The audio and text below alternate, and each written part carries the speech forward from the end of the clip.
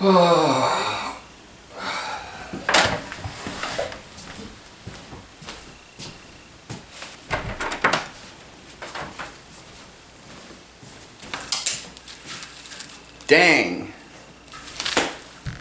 Who does stuff like that? I know more than come in the room and I enter a net. I enter a net. The internet!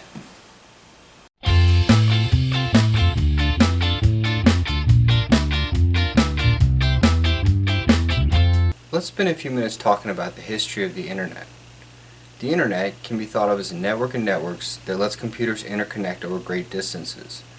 It supports electronic mail, video audio transmissions, social media, news groups, e-business, and other analytical tools.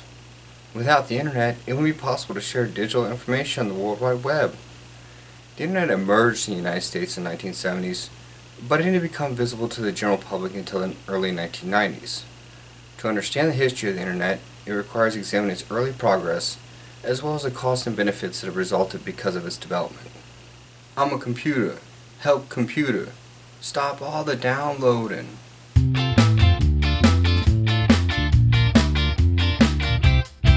By the early 1960s, time-sharing and batch processing were replaced in many large, technologically advanced companies.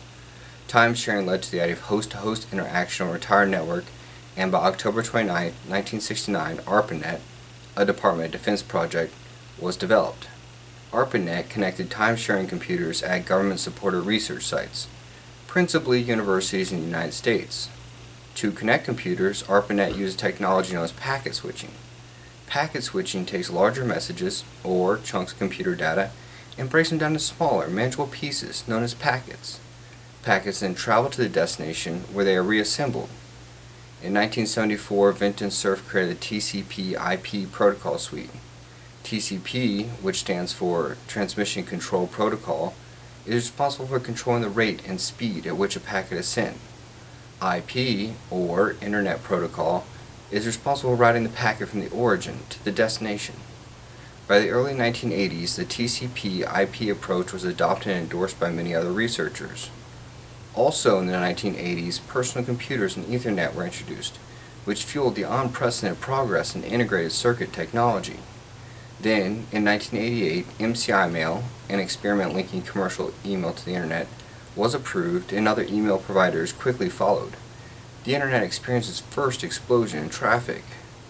By October 1990, Tim Berners-Lee had created the three fundamental technologies that remain the foundation of today's web.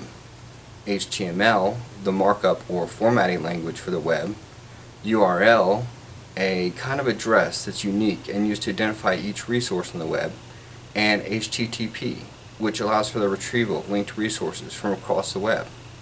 By 1999, there were more than 10,000 internet service providers around the world, more than half located in the United States. My brain is a neural net processor, a learning computer.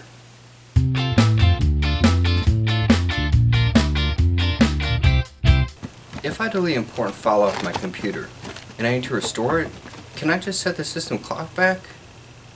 There are copious benefits to the development of the internet.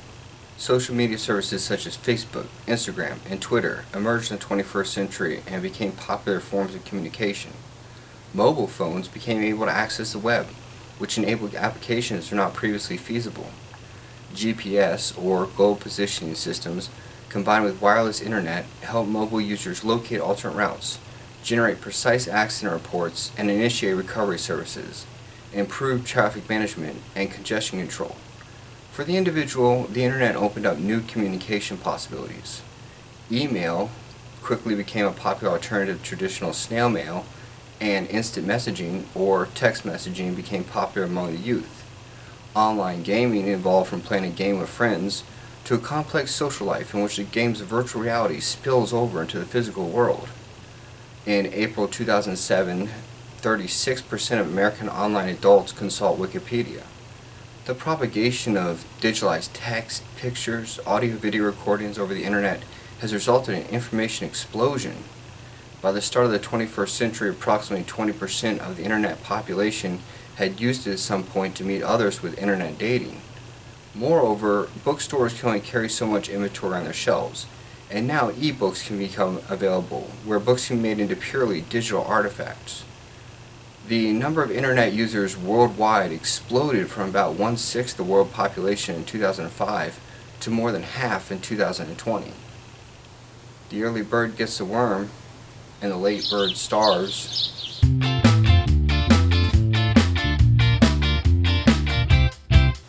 It's like cloud computing at flexible scaling, resource pooling, broad network access, rapid elasticity, high availability. But it's not all good with the development of the internet. The computer errors brought on plagiarism, as electronic text made it simple for students to cut and paste published sources or to anonymously buy papers from a website. In 1999, Napster, a file-sharing system that allowed users to share electronic copies of music online. Recording companies lost revenue because only one legal copy of a song was shared among many people. At the time, 78% of internet users thought it was perfectly legal to save music files to their computer hard drive. In 2000, DoubleClick, the internet's largest advertising company, had compiled detailed information on the browsing habits of millions of worldwide web users by placing cookie files on their computer hard drive. Then, in 2002, 2 years later, DoubleClick agreed to pay legal expenses of up to $1.8 million to tell consumers about his data collecting activities and his online privacy policy, and to get permission before combining a consumer's personally identifiable data with his or her web surfing history. Photos and videos emerged as unexpected threats to personal privacy. Geotags are created when photos or videos are embedded with geographical location data from GPS chips inside of cameras. Geotags allow homes or other personal locations within the images to be precisely located. In 2007, a fleet of new helicopters arrived with an aviation unit at a base in Iraq, and some soldiers took pictures on the flight line. From the images that were uploaded to the internet, the enemy was able to determine the precise location of the helicopters within the compound and conduct a mortar attack, destroying 4 of the AH-64 Apache helicopters. It's kind of like the song Technologic by Daft Punk.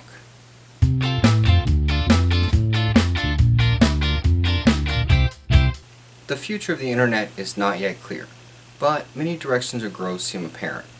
One direction is towards higher backbone and network access speeds.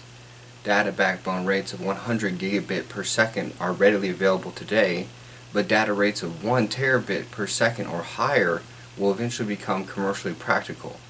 The Pew Charitable Trust observed in 2004 that it took 46 years to wire 30% of the United States with electricity. It only took 7 years for the internet to reach the same level of connection in American homes. The internet's architecture was developed by the military, but it was through the counterculture that the online life we know today emerged.